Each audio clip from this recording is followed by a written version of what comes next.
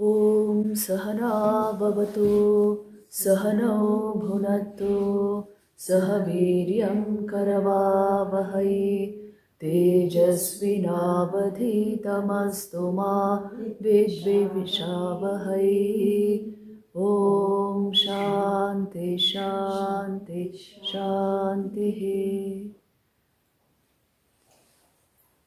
So in today's class, we are going to discuss some of the analogies employed in the Katha Upanishad.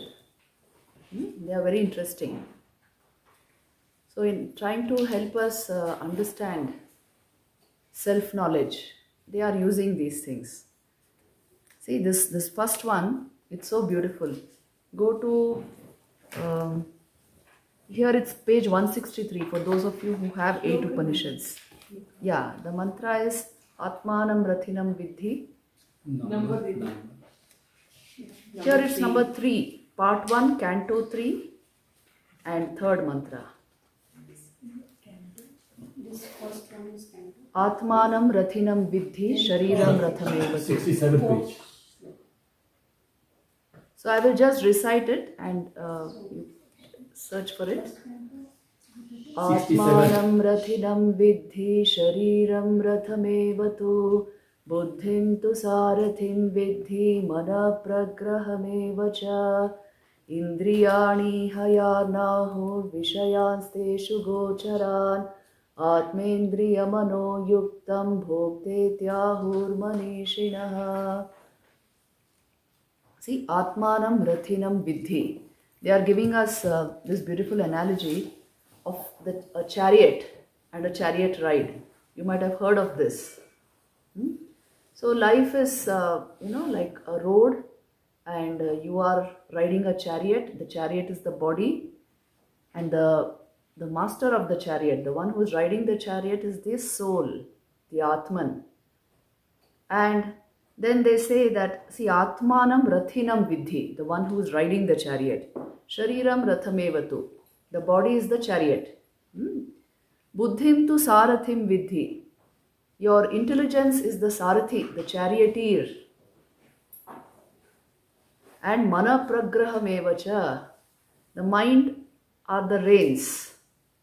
Very important, no? The lagam for the chariot. Indriyani Hayar Nahu, the sense organs are the horses.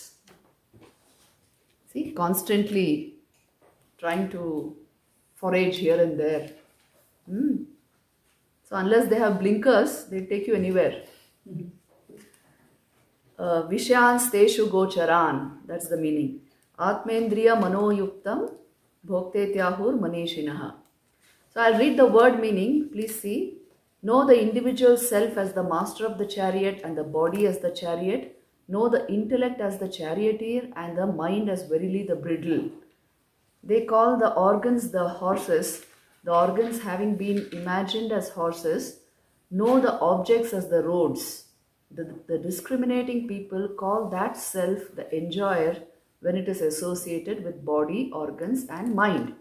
So this is a very beautiful analogy because actually it functions like this. See, what are the horses? They are the sense organs.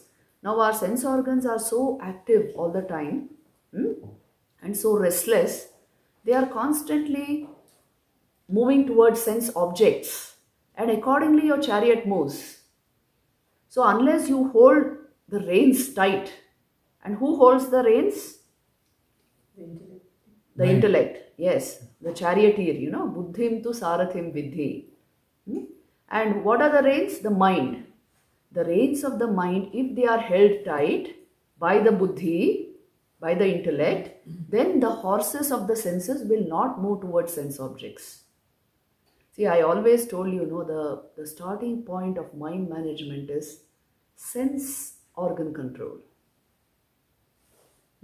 Today's youngsters don't like the word control, but without control, is there life? Tell me. So being able to manage the mind, first it begins with the senses. As long as the senses are moving in all directions all the time, your chariot will go anywhere. That's why the reins have to be held tight. Then the horses will be moving in one direction. And better to put some blinkers on the horses, isn't it? These days you don't get to see chariots, but no, you get to see sometimes, you know. Yeah, in carnivals and all that you get to see. And yes, in processions you get to see. So you see, in the horses there are blinkers. Why? To ensure unidirectional movement. If there were no blinkers, it will look this way, that way, and go anywhere. So same thing applies to us. Our senses also require blinkers.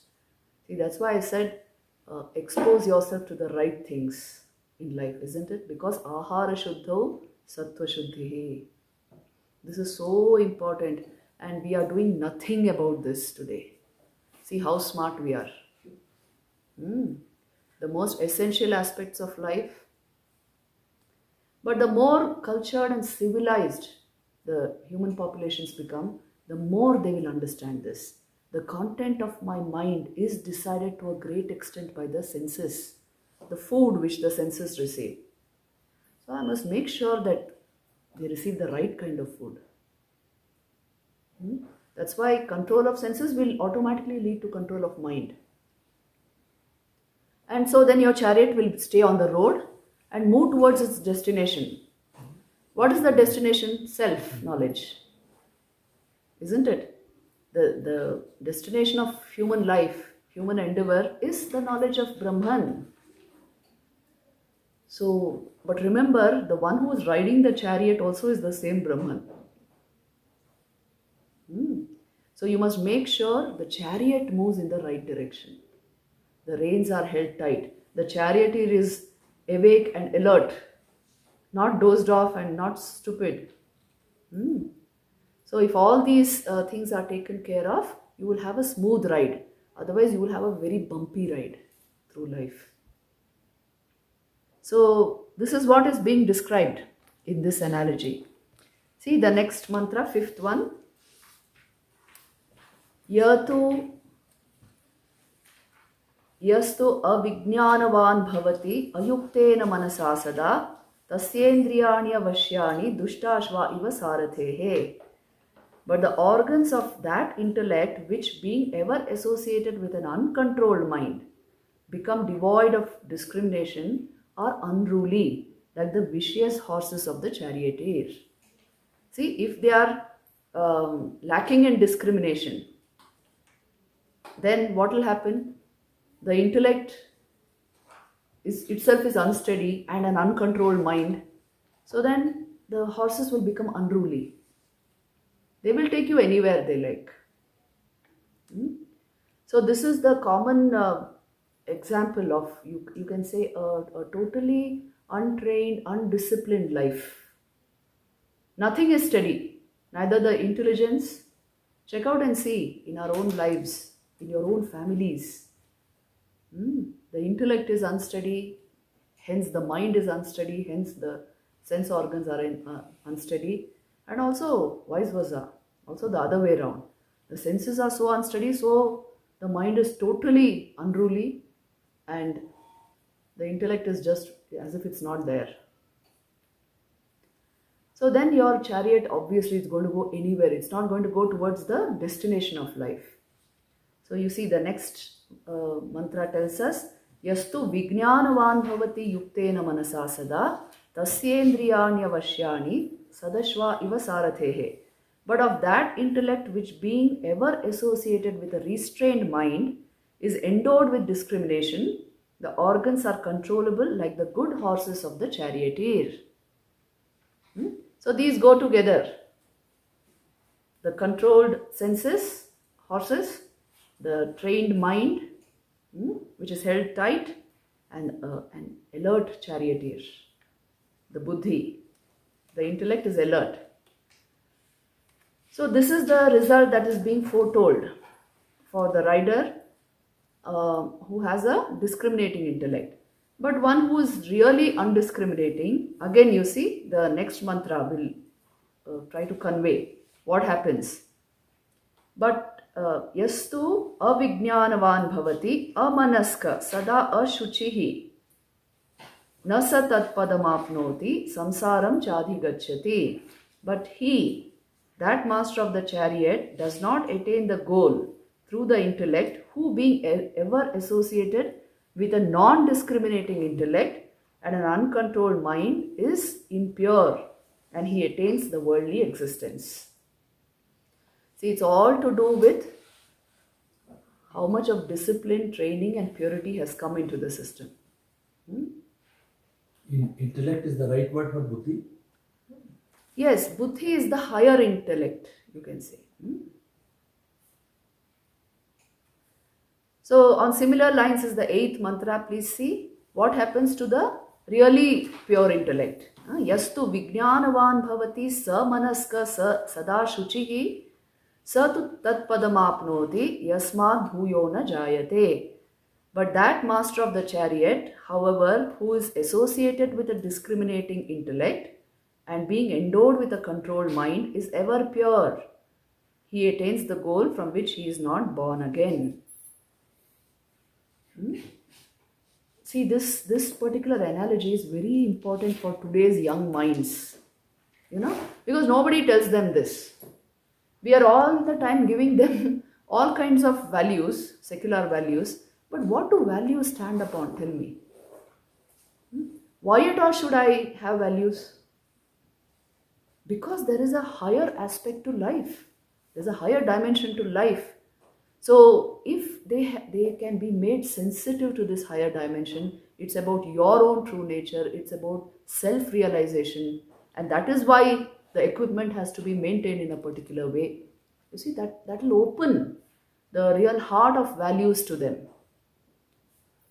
Otherwise, just totally undisciplined life, where will it take you after all? Tell me. You can't even enjoy, see, if the mind is too restless, you can't even enjoy your plate of food. Isn't it? How will you enjoy life? Tell me. If you're really smart, you must know what to work upon. If the mind is not calm, you cannot even enjoy the simple joys of life. See this beautiful nature. If all sorts of things are going on in the mind, do you think you can appreciate this? The silence here. Silence is a torment for some people, because they are so unused to it, they can't bear it. So why should we reduce ourselves to states like this, tell me? Everything depends on what level you brought your mind to. That's why take all this into consideration.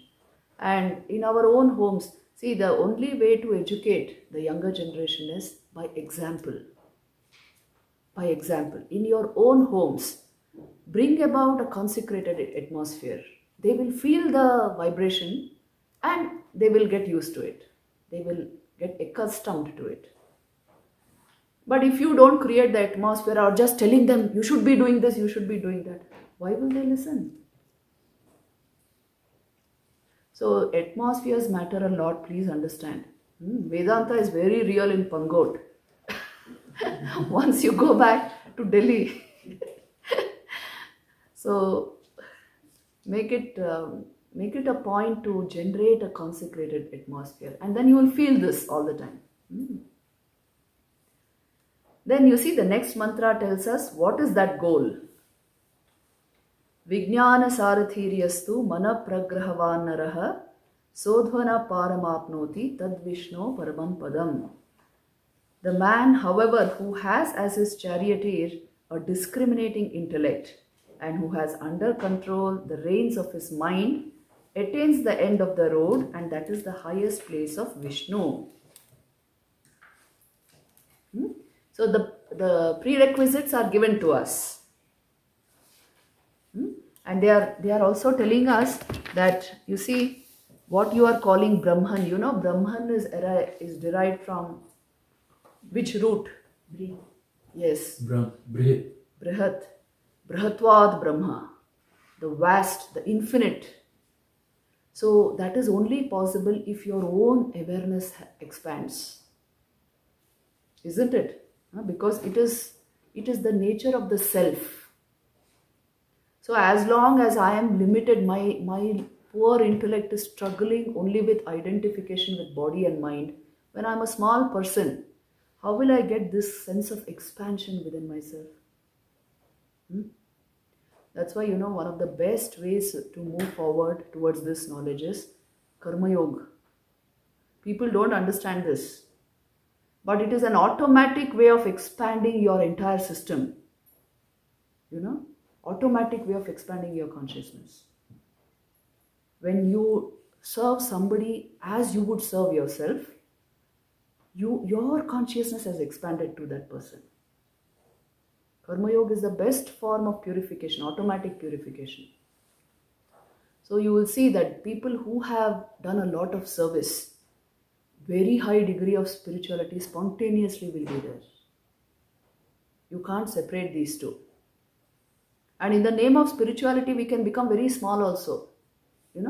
Me and my liberation, me and my cave, me and my meditation.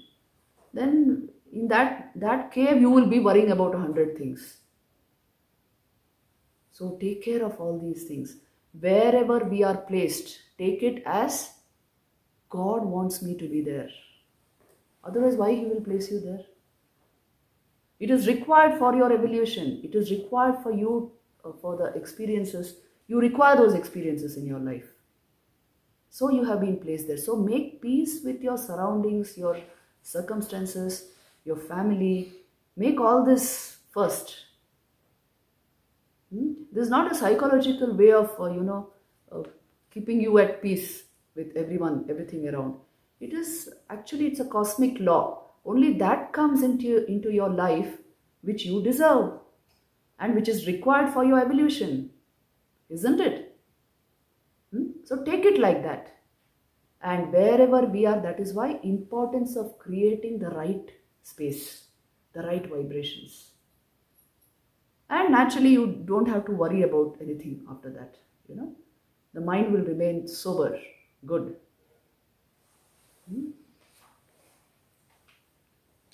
So, this is what they have tried to tell us, that your destination, your goal, self-knowledge will come if the entire equipment is like this.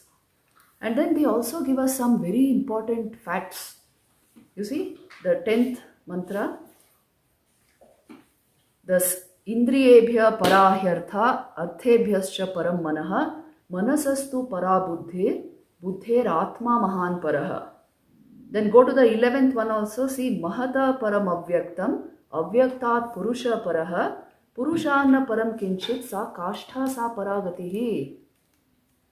The sense or objects are more turbulent than the senses. And the mind, but the mind is higher than the sense objects. The intellect is higher than the mind, and the great soul is higher than the intellect. The unmanifest is higher than Mahat. The Purusha is higher than the unmanifested. Mahat is the cosmic mind. Unmanifest here is Prakriti. But Purusha is higher than the Prakriti. There is nothing higher than the Purusha. He is the culmination. He is the highest goal. So you see, the entire scheme of Sankhya is being outlined here, isn't it? Because we consider the reality of the different aspects of our personality, the sense organs, the mind, the intellect, the cosmic mind, Prakriti. We think all these are real, so they are using our language. But this is higher than that, they are telling us. So you can control mind through Buddhi. You can control Prakriti through Purusha. Prakriti includes everything that is not conscious by itself.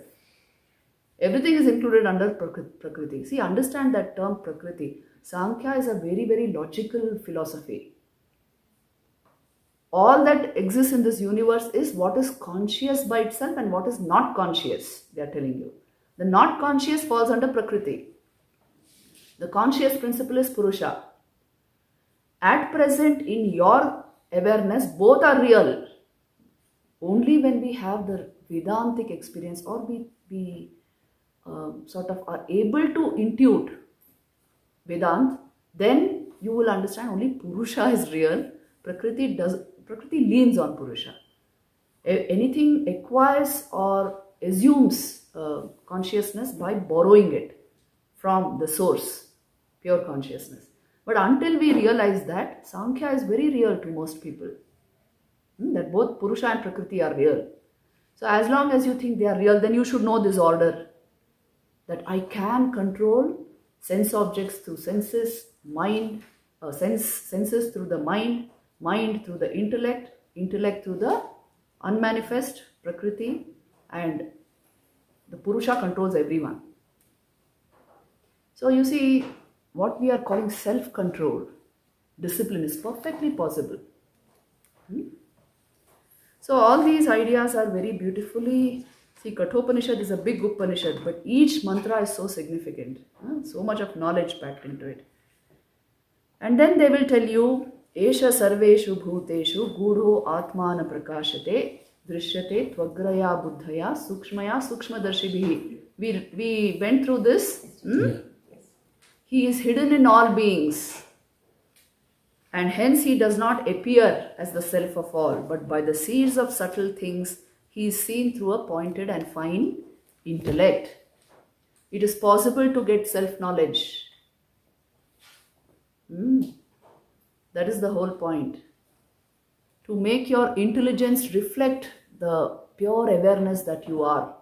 This is the whole scheme of self-knowledge. To develop intellect to that extent. Intelligence, how does it develop practically? By studying books? Then? By practicing what? Meditation. Meditation. And? Reflecting the awareness. Yes. By, see, first and foremost, by expanding your level of awareness, by culturing it through moral discipline, your intelligence will grow. By karma yoga, your intelligence will grow. By meditation, automatically it will grow. And by the right atmosphere, by being in proximity with nature, it will grow. By reading books merely, it will lessen. Yes. Yes. Sadhu Sangha is important. Yes, the atmosphere means that. See, analytical intellect will definitely grow by reading and all this. But what I am telling you is, analytical intelligence is not the only form of intelligence. Information is not knowledge. Vidya is not prajna. These things you must distinguish in your own head and understand them properly. This is an enormous culture, which has explored all these dimensions of inner experience. Unless you employ these methods, which I am telling you practically, live in proximity. If you live in that high-rise apartment, 2-bedroom apartment all your life, you don't come down at all, no touch with nature, you will become a skewed intelligence. Now, don't mind my saying this. Why I am saying it is, see, your senses, your entire equipment itself is Panchamahabhut. It has to come into touch with the pure form of that Panchamahabhut for it to grow, for it to feel good. Otherwise, it will become skewed. Skewed means what? Distorted. Poor man. Poor, yes. It will, the intellect will incline towards wrong things. You will get bored sitting in that apartment, and then the TV is your only refuge. You constantly require all this kinds of entertainment, and I would say very, very gross forms of entertainment, because you don't like it within yourself. You never went into touch with nature. Just do that. See how refreshed you will feel. Meditation every day. See how your mind will be just bubbling with energy. So intellect grows with all this. So make sure your children also get an exposure to all this. Simply telling them, you have to stand first, you have to stand first. You're removing their intelligence and asking them to stand first. So all this has to be, if you are still have to live like that in a small apartment where there is, then at least try to develop the creative abilities of your brain. Art forms, music, and every weekend go out into nature. Something like this to keep your intellect refreshed. Otherwise, it's going to go into boredom and depression. So you see, these are the ways in which gradually you come in touch with the, what you call real life. Otherwise, you are only sensitive to your ego and the thoughts, stupid thoughts in the head. That's all. You won't go beyond that. So you have to raise the bar of your awareness. You see, this is the whole point, if you want a good life. Now we will go into one other beautiful analogy, which is on page 213 in 8 Upanishads. Yes. Canto 3, 1, first mantra. Urdhva mulo vakshakha esho shvatha sanatanaha tadeva shukram tad brahma tadeva amritamuchyate tasmin loka shrita sarve tadunatyeti kaschana etad vaitad. See, they are giving us the example, the analogy of a peepal tree, which is inverted. Imagine and see. See, this analogy is there even in the Bhagavad Gita. Yes. Yes. Why do they give us this analogy? This we should understand. See, I'll just read the meaning first. This is the beginningless peepal tree, banyan tree, that has its roots above and branches below, branches downward. That which is its root is pure, that is Brahman, and that is called immortal. On that are fixed all the worlds. None transcends that. This verily is that. Urdhva mula, which means one whose mula is above, goes up. See, an inverted tree. What they are trying to tell you is, see, this tree with all its branches and leaves, and it includes all the lokas, all the different aspects of existence. It also includes your own existence, your body-mind complex, everything. But it is rooted in Brahman. All of this manifest world is rooted in the unmanifest. It is rooted in the Supreme Purusha, Brahman. That is why you see it's an inverted peepal tree. And its roots belong to the infinite. Now you are trying to understand the structure of the tree, the nature of the tree, the trunk, the branches, the leaves, everything, without understanding the root system. So you are not getting anything out of it. This is what they are telling us. It's a very beautiful analogy. Let me read some of the explanation, you see. The essence of the tree lies in the root, the supreme Brahman, ascertained in Vedanta. But it grows out of the seed of ignorance, desire, action, and manifests as Hiranyagarbha, the manifest Brahman, comprising of two powers of knowledge and action. It has for its trunk the diverse subtle bodies of all creatures. Its vigor of growth results from the sprinkling of the water of desire. It has for its tender sprouts the objects of the senses of knowledge. Its leaves are the Vedas, the Smritis, logic, learning, and instruction. Its lovely flowers are the many deeds, such as sacrifice, charity, austerity, etc. Its various tastes are the experience of happiness and sorrow, and its innumerable fruits are the means of subsistence of beings. It has secondary roots well developed, entwined, and firmly fixed through the sprinkling of the water of desire.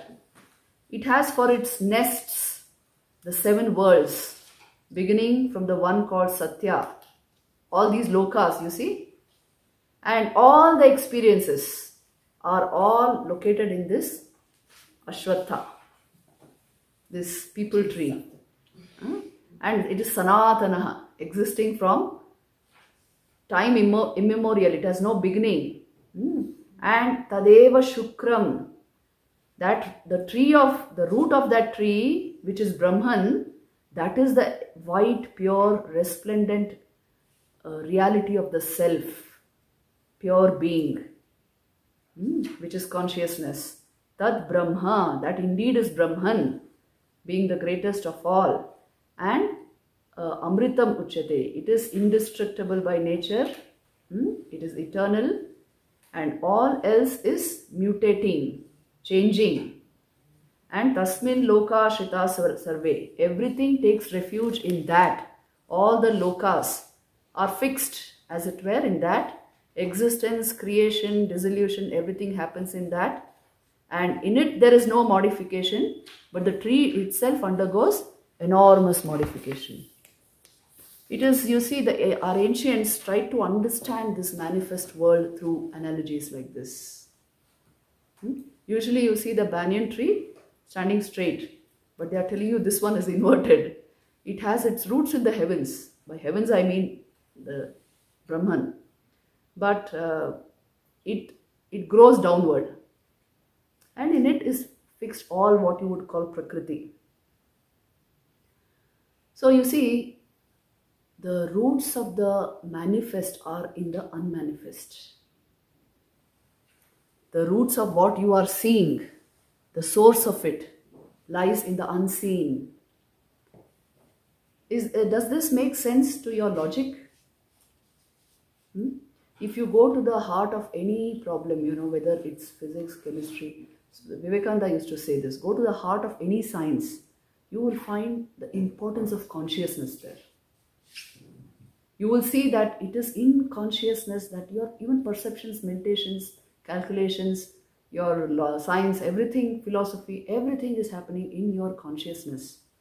The roots of everything lie in your consciousness. Now, if we don't have an understanding of this consciousness and don't take it into consideration, our sciences will be incomplete. Science itself came to a halt when they discovered that observer effect. Do you know it? Yeah. It was a huge shocker. The importance of the observer in the act of observation, and it is actually changing the observed particle. So then how do you give objective reality to anything? Your consciousness is involved in every act of perception. There is nothing objective to you. Yes, it is an object in your consciousness. So it's not apart from you. So how can you say it is a purely objective science? Are you getting what I'm saying? So you see, we can, if you don't have Vedanta, you can do science in all sorts of ways. But the essential thing is this: things are outside your body, things can be outside your mind. There is nothing that can be outside your awareness. So you are always in any object, your awareness is there. So there is nothing like a pure object to your experience. Nothing is objective to your experience. So then all your theories, science is an objective endeavor, isn't it? Does not involve the subject. So they all crash. Because this is the fact of your experience. However difficult this may be to digest, think about it after your meditative hours. You will see it is a fact. If your awareness was not involved in an event or a perception, you do not know what is there. You do not know what is there. When this is the condition, first you must get the knowledge of consciousness. And then the world will open the universe will open its secrets for you. So this is what they have suggested here. Because your consciousness is inextricably linked with anything else. See, this is the huge, it's called a huge debate, a scandal of philosophy it's called. The objective reality of the universe. The objective reality of matter. Is it really objective or no? It is not. When it is not, to try to study it as an object without knowledge of consciousness will be a very insufficient way of looking at it. It won't give you the truth of science. So that is why you see, nowadays we don't talk much about this, but in Heisenberg's time, and all. It was a huge hurdle for science to get over this. Even in consciousness studies today, that's why we have to pay attention to this big problem. And this was also the huge debate between Rabindranath Tagore and Einstein in the 1930s. The independent nature of matter, or is it independent or no? Einstein said, what do you mean? Do you mean to say the moon does not exist when I'm not looking at it? And Tagore said, how do you know whether it exists or not? If you are not there, there is no proof of the existence of anything else. In your awareness, it is appearing as that. Even from the standpoint of physics, this is a table in my perception. For an ant moving there, is this a table? It's a mountain. For a bird flying there, this is a speck. But it's a table in my perception because of this equipment. So your perception is as per your equipment, not as per what is. See, this much if you understand, you will see that I contribute to my perceptions. So there is nothing purely objective to my experience. I create the world. I create my world. Knowing this, you must get sensitive to the knowledge of your own consciousness first. This is what they want. The purpose of arguing like this is to take you into self-knowledge.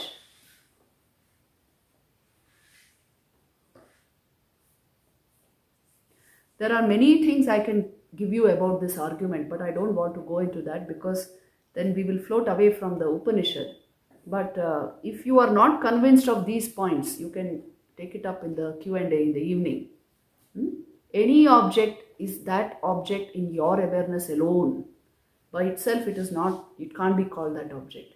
The name you gave, the form also you gave, the qualities also you gave, and it has utilitarian value for you, that's why it's there, but it has no objective reality in itself. It is just electrons in motion, that's all. And nor is it independent of your awareness. It can never be. See, when do we call a thing independent? When do I call something independent? See, now I have my spectacles here and this pen here. I can call these two independent objects if this can remain independent of this and this can remain independent of this, isn't it? Now what we are telling you with this argument is nothing like this you will find independent of your awareness, which means nothing has independent existence. Only in your awareness it is that particular thing. So nothing has independent existence. That's the conclusion. So that's why the importance of the science of consciousness. Accepting awareness. Only awareness is conscious by itself. Anything else is made up and perceptible only in your awareness. It has no real identity as that object. See, this is a big jerk for the mind. But if you think deeply and see, yes, anything is perceived only in awareness. So make all these things clear to your own intellect by repeated reflection. This how Vedanta is at that level. Vedanta is really like, you can say, relativity physics. First time you read it is, it's strange. Second time you study it, it makes little sense. Third time you study it, it will make more sense. Fourth time you will be convinced. It is like that. But to appreciate Einsteinian relativity, you have to know Newtonian physics first.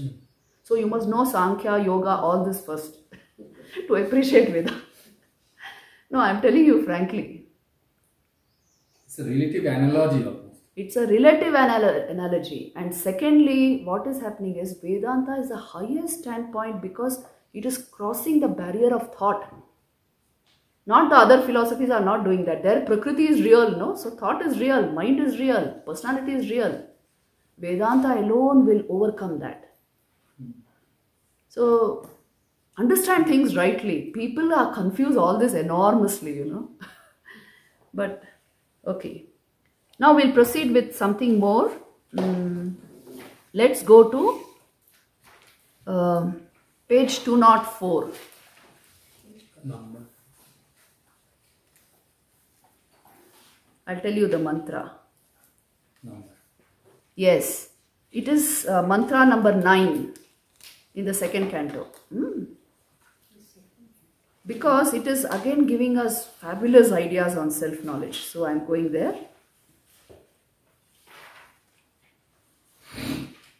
In the second canto, if you go to mantra number 9, Agneryathayko bhuvanam pravishto rupam rupam pratirupo babhuva ekastatha sarva bhutantaratma rupam rupam pratirupo bahischa.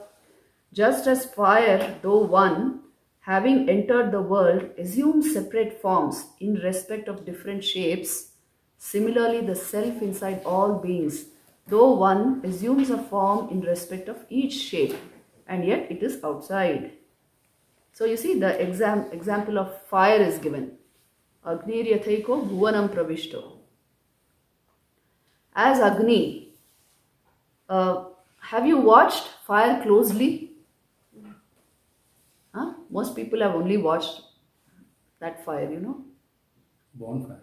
No. Have you watched a bonfire? Yeah, that is very. You must watch fire closely and see the nature of fire. See, I told you these Pancha Mahabhutas in their pure form have tremendous impact on your mind because you are made of the same substance, whether you know it or not. You may say, no, Mataji, those elements of the periodic table, I'm made up of that. A generalized way of saying that in the Vedic age was that you are made up of the same substance as nature. So you must go into its pure form for you to settle within yourself. Watch fire for some time and see. You will see how the flames are leaping, the color of the fire, how it changes periodically. And the fire behaves as if it has life. Yes, it will behave as if it has life. When it's happy, it will burst forth. So watch it and see all this. You must watch the calm waters when it is dawn and dusk. An expanse of a river or the ocean. Just sit there and watch. You will see its impact on your mind. It will put you into the state of meditation. The sunrise and sunset here. So glorious. There are no words to describe it. So I am telling you, when you watch fire, it assumes different shapes and sizes and movement. Similarly, the self inside all beings, they are saying, it assumes different personalities, as it were.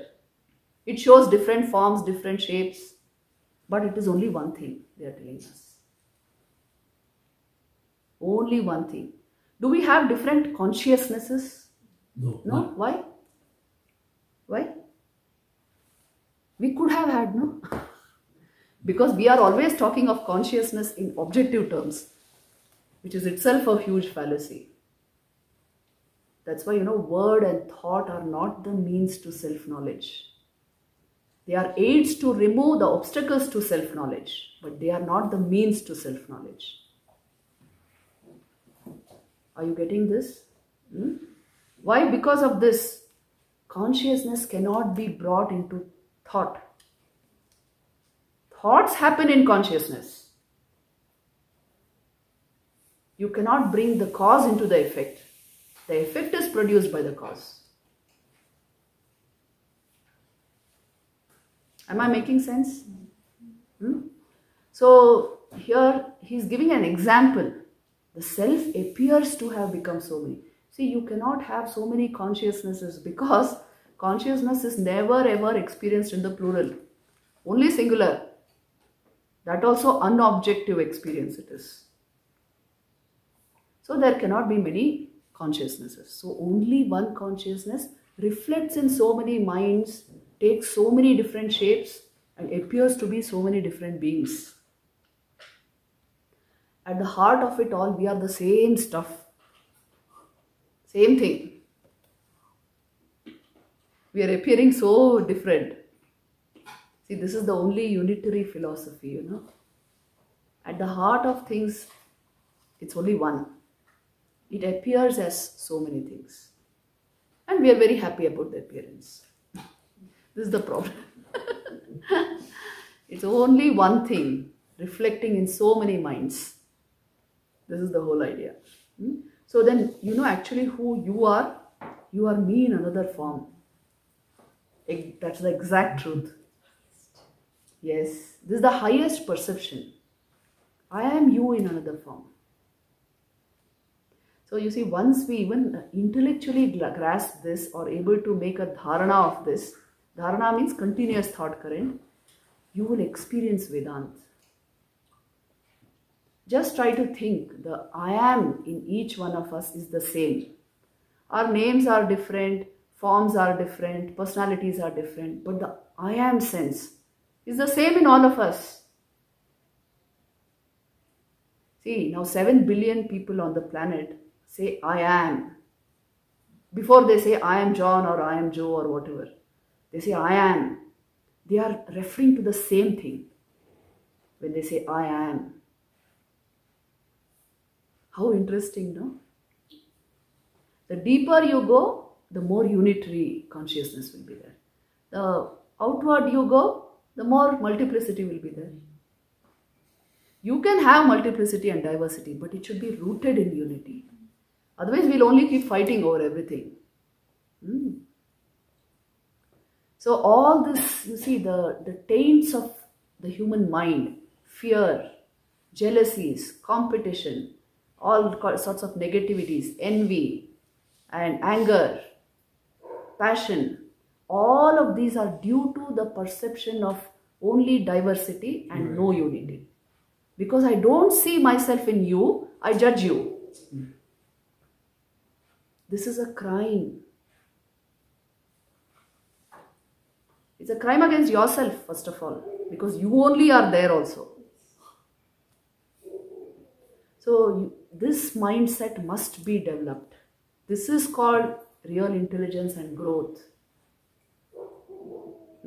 And what is the poor intelligence? I sit and judge everyone and I think I'm very smart. I found her fault. I'm very smart. That shows very poor intelligence. So you see, the ways of the world are not the ways of the spiritual. You have nothing to capitalize on when you are spiritual. So you will not judge. The mind which is bereft of this kind of thinking in dual and polar terms will get rooted in the unitary consciousness. That's why a saint cannot see fault, isn't it? We have so many stories of saints doing so many things which will appear foolish to the modern world, but it is only because they saw one consciousness. I don't know if you have heard the story of Chokha Mela. Recently somebody sent me a video on that. See, all these saints were so absorbed in God consciousness, they really became a little unconscious about everyday events. And they got thrashed for it from family, from society, everything. But it is only due to their getting rooted in divine consciousness. Their perceptions became very different. And God always helped them. Tukaram, this Ekanath. Of course, in recent times you have Thakur. You know, the people around Thakur themselves did not understand him. The temple officials and all that, always criticizing him and thinking he's a maniac kind of thing, or the avatar. They are not able to recognize. Because he's seeing a unitary consciousness. He holds the food before Mother Kali and says that, Mother, eat. Oh, you want me to eat first? Okay. See, same consciousness he's seeing. And they are saying, he's eating up Mother's food. Like this. All sorts of drama in the temple, only because his perceptions were so different. So you see, the Vedantic brain is like this. It sees, see, all these mantras are so spectacular, you know, exactly the vision of the Rishi is like this. See, the next one also same thing. Vayur yathaiko bhuvanam pravishto rupam rupam pratirupo babhuva ekas tatha sarva bhutantaratma rupam rupam pratirupo bahischa. As air, though one, having entered into this world, assumes separate forms in respect of different shapes. Similarly, the self inside all beings, though one, assumes a form in respect of each shape, and yet it is outside. The same being within you is also outside of you. Just as air can take so many shapes, isn't it? The wind, the hurricane, tornadoes, all is air in different movement, traveling at different speed, but it's all the same stuff. So also is the self in all beings, appears to be different. See, if you study the lives of people who have deep sense of guilt, like many of these convicts and serial killers and psychopaths, you will see they are not able to overcome the sorrow of their mind. Why? Deep within the experiences, how terribly I harmed myself. Their own mind can't take it. So Psychopaths are not bothered about killing. Psychopaths are not bothered about killing to a certain extent. But once they are, you see, this change of, or whatever, the change in their consciousness, once it comes about, absolutely they are unable to forgive themselves because of the terrible harm they have caused to another life. Deep within us, we acknowledge this, that consciousness is the same. I only harm myself when I harm another. I only do good to myself when I do good to another. This is the nature of life. So, see, to think of life as somewhere where I have to struggle and erect myself, it's a very poor way of looking at life. That's why I told you, the sense of fear, competition, all this come into the mind only if you see only difference. So you are in constant stress, trying to resurrect your ego all the time. But if you come into contact with a higher expanded consciousness, all these negativities will naturally go from the mind. For the modern man, this is very, very important, you know, to release the stress. You require all this. That's why today they are connecting spirituality with mental health. So many workshops and all this is going on this. And some people actually ask, is it connected? How can it not be connected? Tell me. It's the most obvious connection there is. Because your mind is reflecting the light of the self and becoming aware. So the conscious mind, that is the main topic of discussion in all consciousness studies. That itself proves that there is a soul and mind connection. So there is a connection between spirituality and mental health. If you are deeply, you uncover the awareness that you are, your mind will remain happy. Happiness and awareness are deeply related. Happiness is an exponential function of your awareness. But no, we require objects to keep us happy and engaged.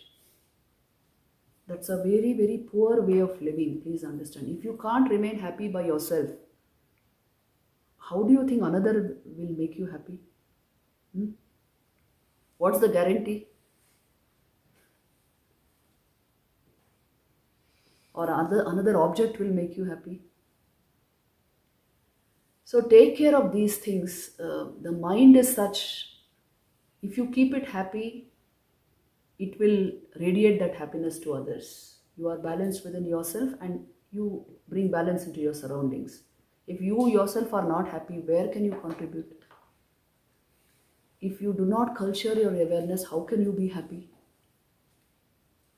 Then constantly this and that is required. to keep you engaged, not even happy. Otherwise, you will go crazy. So never reduce yourself to such states. That's why I tell you the importance of all this. This is not an option. It is compulsory. It's mandatory for your own mental health. Otherwise, the mind will become unforgiving, You don't give it real happiness. You only give it synthetic joy. After some time, it won't forgive you. It will keep working against you.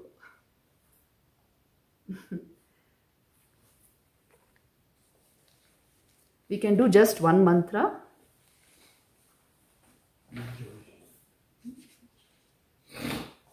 See, this is so beautiful.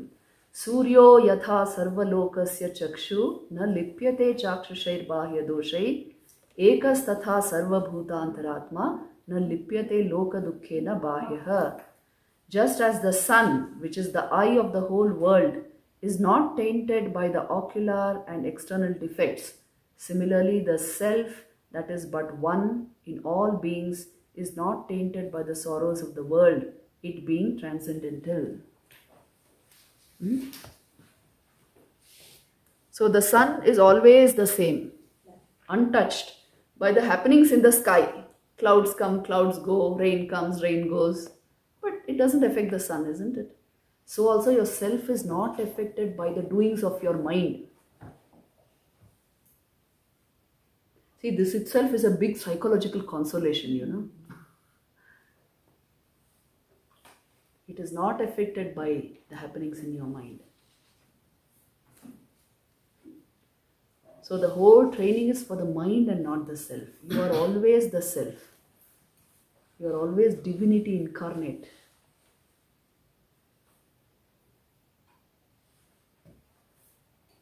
On an image in a temple, you have to superimpose, you have to do pran pratishtha. Here, pran pratishtha is already done by the Supreme. So you are a living image of divinity. And each one, everywhere. So see how we should treat each other. This is the fact of life. If we saw things like this, do you think there would be negativity in this world? This is the fact of existence. And this is the glory of this Sanatana Dharma which tells you this. Every human being is really a temple of God. Vivekananda put it in very strong language. He said, wow, which temple you will go and worship? The living temple is in front of you, he would say. So you see, let us learn to see it like that. Even towards the people who are so much of negativity in them, the core of their being is very pure. It is the divine shining there. The mind has got totally polluted because of all sorts of influences falling on them. So blame the mind, don't blame the soul. See the soul and then you won't blame anything. We have to change our perceptions. That is why the Upanishad. So we will end it here, morning class. Om Shanti, Shanti, Shanti.